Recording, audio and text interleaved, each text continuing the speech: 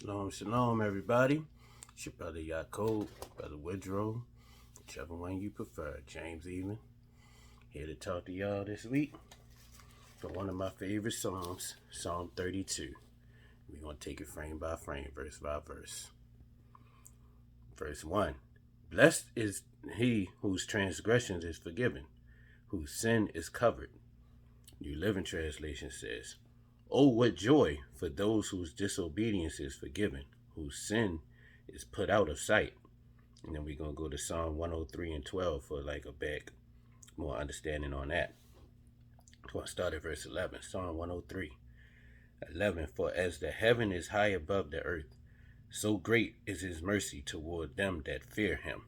That's who. Verse 12. As far as the east is from the west, so far have he removed our transgression from us. So that's going right back to verse 1 in the New Living Translation. Oh, what joy for those whose disobedience is forgiven, whose sin is put out of sight. He moved it as far as the east is from the west.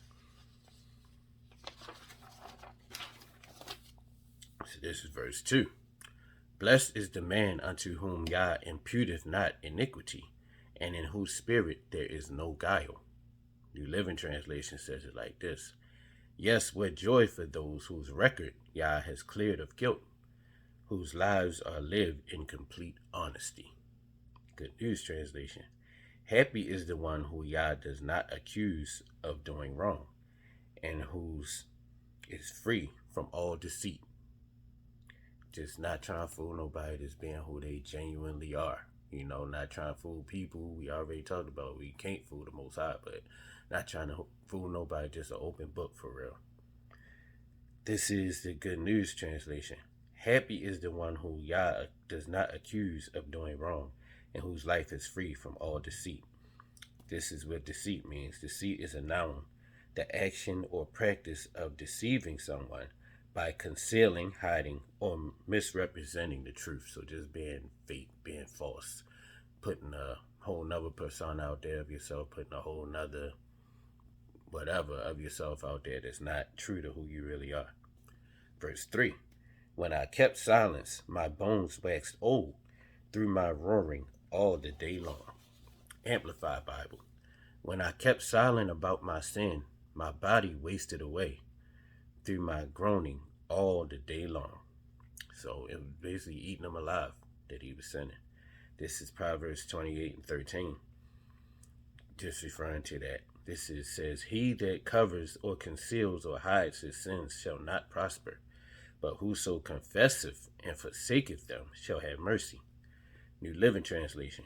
People who conceal their sins will not prosper, but if they confess and turn away from them, then they will receive mercy.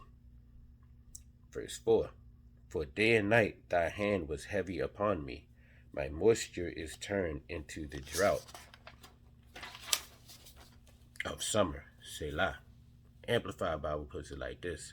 For day and night your hand of displeasure was heavy upon me. That guilty conscience, it just eats you, just tears at you. I know I done been there when I know I was in the wrong or get ready to do something wrong and meditating on it and contemplating it.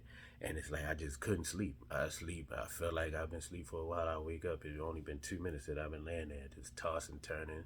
Sometimes wake up in a pool of sweat just because the Most High, when you really belong to Him, He don't let your mind rest when you doing stuff that you don't have no business doing or about to do something that you don't have no business doing, because His hope is that you will bethink yourself, just like we talked about last week, and turn away from that wicked way, and He will provide you a way of escape. I'm here to tell you that. He'll give you a way out, but you got to want the way out. It says, my energy, vitality, strength was drained as the burning heat of summer. Selah. Verse 5. I acknowledge my sin unto thee, and mine iniquity have I not hid. I said, I will confess my transgressions unto Yah, and thou forgavest the iniquity of my sin. Selah. I love how the Good New Living Translation puts this. This is verse 5. Finally, I confessed all my sin to you, Most High, and stopped trying to hide my guilt.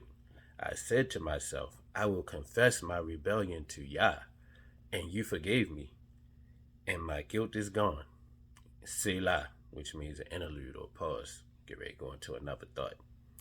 Verse 6, for thou, this shall everyone that is godly pray unto thee, in a time when thou mayest be found. And that made me think of Isaiah 55, verses 6 and 7.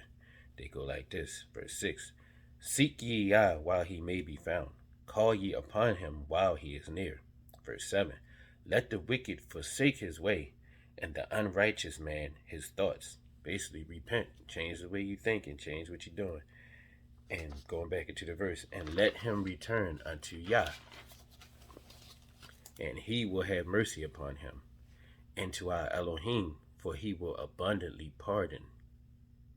Verse 6 continued, surely in the floods of great waters they shall not come nigh unto him. Amplified Bible, therefore let everyone who is godly pray to you for forgiveness in a time where you are near and may be found. Surely when the great waters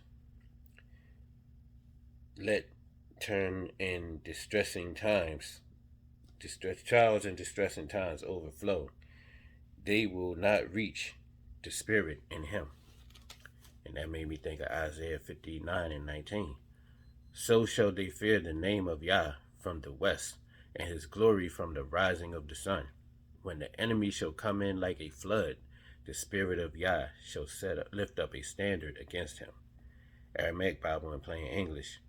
They shall stand in awe from the west before the name of Yah, and from the dawning of the sun for his glory, because the oppressor shall come in like a river, and the spirit of Yah will humiliate him.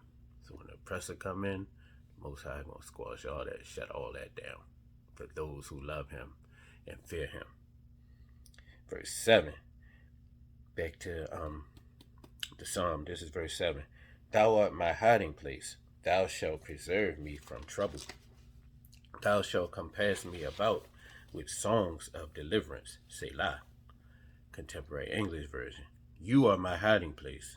You protect me from trouble, and you put songs in my heart because you have saved me. Another interlude or pause, says Selah. Verse 8. This is Most High speaking. I will instruct thee and teach thee in the way which thou shalt go. I will guide thee with mine eye. New Living Translation. Yah says, I will guide you along the best pathway for your life. I will advise you and watch over you. Verse 9. Be ye not as the horse or as the mule, which had no understanding, whose mouth must be held in with bit and bridle, lest they come near unto thee. Proverbs 26 and 3 is basically another precept for that. It says, a whip for the horse, a bridle for the ass, and a rod or whip for the fool's back. So note right there that we need to take in, don't be a fool. This is the contemporary English version of Proverbs verse 9. Psalm 32 and 9. This is the contemporary English version. Don't be stupid, like we just said, don't be a fool. Don't be stupid like horses and mules that must be led with ropes to make them obey. I want to have to do that. A word from the Most High, that Spirit speaking to you and your inner man should be enough. You don't need nobody to have to lead you around with no ropes and nothing like that. You know, that's what he's saying. This is verse 10. Psalm 32, verse 10. Many sorrows shall be to the wicked.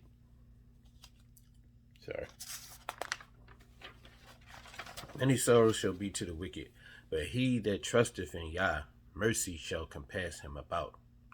New King James Version says, many sorrows shall be to the wicked, but he who trusts in Yah, mercy shall surround him. Verse 11, this is the final verse. Be glad in Yah, and rejoice in righteousness, and shout for joy, all ye that are upright in heart. New Living Translation. So rejoice in Yah, and be glad. Joy of Yah is your strength, remember that. All ye who obey him. Shout for joy, all you whose hearts are pure. Let's get one more verse. This is Psalm 5 and 11. But let all that put their trust in you rejoice. Let them ever shout for joy, because thou defendest them. Let them also that love thy name be joyful in thee. So those who love the Most High and take joy in his name and take joy in doing their best to keep his commandments and fearing him, let us shout for joy and be glad, because he's going to come to the rescue. What we read before, many are the afflictions of the righteous, but Yah comes to the rescue each time. So stuff might not be looking good, stuff might be looking real bad, but if we trust in him and keep his commandments to the best of our ability, we know he's going to come to the rescue. He never failed us yet. So with that being said, much love. Most High willing, we'll meet again real soon. Shalom, shalom.